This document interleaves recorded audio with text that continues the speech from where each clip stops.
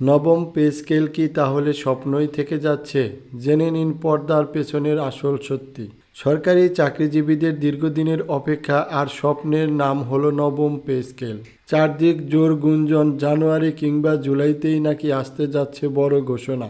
কিন্তু আপনি কি জানেন, আপনার পকেটে বাড়তি টাকা আসার আগেই বাজারের অসাধু সিন্ডিকেট তাদের পকেট ভারী করার পরিকল্পনা গুছিয়ে ফেলেছে। আজকের ভিডিওতে আমরা কোনো গুজব নয়, বরং সরকারি তথ্য আর অর্থনীতির কঠিন হিসাব দিয়ে একদম সহজ ভাষায় বুঝিয়ে দেব আসলে কি ঘটতে যাচ্ছে আপনাদের ভাগ্যে। ভিডিওটি শেষ পর্যন্ত দেখুন, কারণ শেষে এমন একটি তথ্য দিব যা শুনলে আপনার হিসাব পুরোপুরি বদলে যাবে।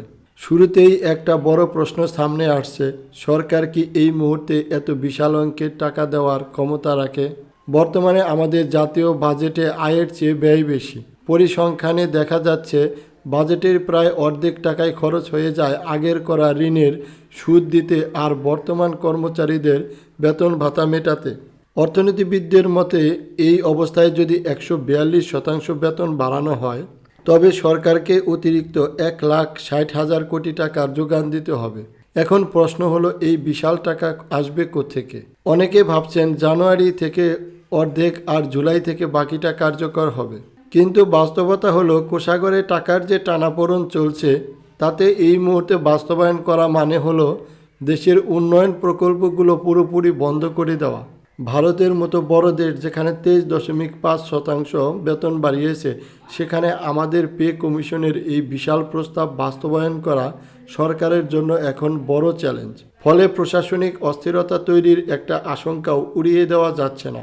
সবচেয়ে বড় বিপত্তিটা ঘটবে আমাদের সাধারণ কাঁচা বাজারে। আমাদের দেশের নিয়ম হয়ে দাঁড়িয়েছে, বেতন বাড়ার খবর কানে আসার আগেই জিনিসপত্রের দাম দ্বিগুণ হয়ে যায়। সরকারি চাকরিজীবীরা না হয় বাড়তি কিছু টাকা পাবেন, কিন্তু সাধারণ মানুষ বা বেসরকারি চাকরিজীবীরা যারা কোনো সুবিধা পাচ্ছেন না, তারা কিভাবে এই দ্রব্যমূল্যের ঊর্ধ্বগতি সামাল দেবেন? এটি দেশের মানুষের মধ্যে এক বিশাল বৈষম্য আর ক্ষোভ তৈরি করতে পারে। পরিশেষে একটি বিশেষ তথ্য আপনাদের দিয়ে রাখি।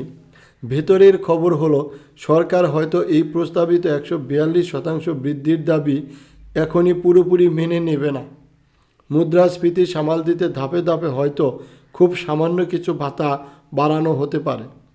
তাই যারা জানুয়ারি বা জুলাইয়ের অপেক্ষায় দিন গুনছেন, তাদের উচিত বাস্তবতাকে মেনে নিয়ে পা বাড়ানো।